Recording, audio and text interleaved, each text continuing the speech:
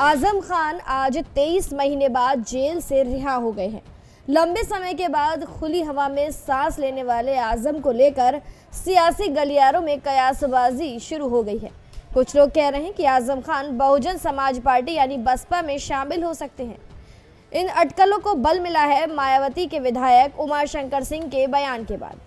बलिया के रसड़ा से विधायक उमाशंकर सिंह ने कहा कि अगर आजम खान बसपा में शामिल होते हैं तो उनका स्वागत किया जाएगा। उनका मानना है कि इससे पार्टी को राजनीतिक मजबूती मिलेगी। हालांकि उन्होंने ये भी साफ किया कि उन्हें आजम खान की पत्नी तंजीन फातिमा और बसपा नेताओं के बीच किसी बैठक की कोई जानकारी नहीं है। वहीं आजम खान के सियासी भविष्य को लेकर उठ रही अटकलें अखिलेश यादव तक भी पहुंची, जिनका उन्होंने भी जवाब दिया। वैसे आजम के बसपा में शामिल होने की अटकलें पहली बार नहीं है। 2016 में बीजेपी नेता आईपी सिंह ने दावा किया था कि आजम खान ने मायावती से मुलाकात की थी। उनके अनुसार आजम ने 2 बार बसपा सुप्रीमो मायावती से मुलाकात की थी, लेकिन वो दावा साबित नहीं हुआ और आज भी आजम सपा में बने हुए हैं। इसी साल से आजम खान ने अपने बयान से मायावती को नाराज कर दिया था। उन्होंने बाबा साहेब अम्बेडकर पर विवादित टिप्पणी की थी। इसके बाद बीएसपी ने पलटवार किया और कहा कि आजम खान ने बाबा साहेब का अपमान किया है और मायावती ने उनसे माफी की मांग भी की थी। हालांकि बीच बीच में आजम को मायावती का समर्थन भी मिलता रहा। 2022 में मायावती ने साफ तौर पर कहा था कि यूपी सरकार गरीब, दलित, आदिवासी और मुस्लिमों को निशाना बना रही है। उन्होंने ये भी कहा कि आजम खान का मामला जनता की नज़र में न्याय का गला घोटना जैसा है। 2025 की जुलाई में भी सियासी गलियारों में आजम खान के बसपा में जाने की चर्चा थी। तब भी कहा गया कि आजम बसपा में शामिल हो सकते हैं, लेकिन अब सितंबर 2025 में समय बदल चुका है और आज अभी भी आजम सपा के साथ हैं। आजम खान अब आज़ाद हैं और उनका सियासी करियर अब फिर से शुरू होने वाला है। फिलहाल तो वो ना सांसद है और ना ही विधायक।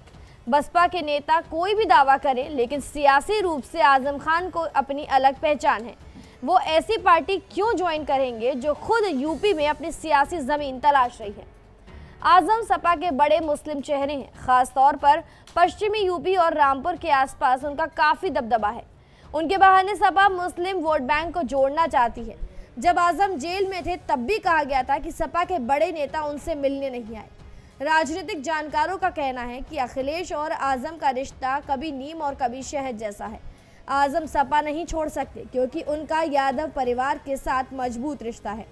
अखिलेश ने 12 सितंबर 2025 को कहा था कि वो आजम खान को जेल से बाहर लाने के लिए पूरा प्रयास करेंगे। उन्होंने ये भी कहा कि सपा की सरकार बनने पर हर एक मुकदमा वापस लिया जाएगा। अखिलेश ने स्पष्ट किया कि साजिश के तहत आजम के साथ ऐसा व्यवहार किया गया है।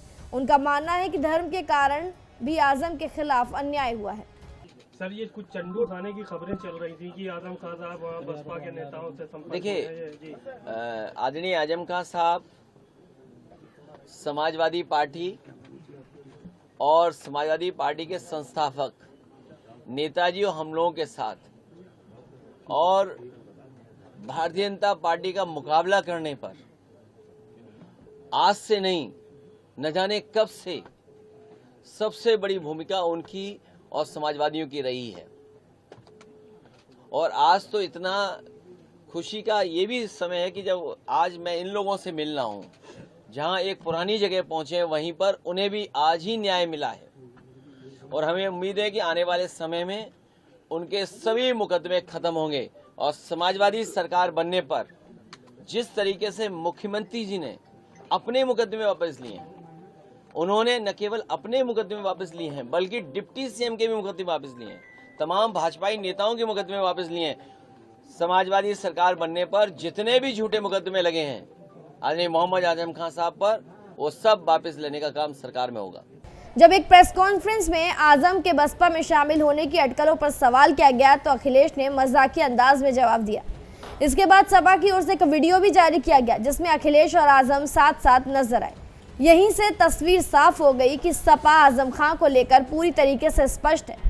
अखिलेश और उनकी पार्टी को भरोसा है कि आजम खान सपा में ही रहेंगे। आजम खान की रिहाई के बाद राजनीतिक समीकरणों में बदलाव देखने को मिलने वाला है।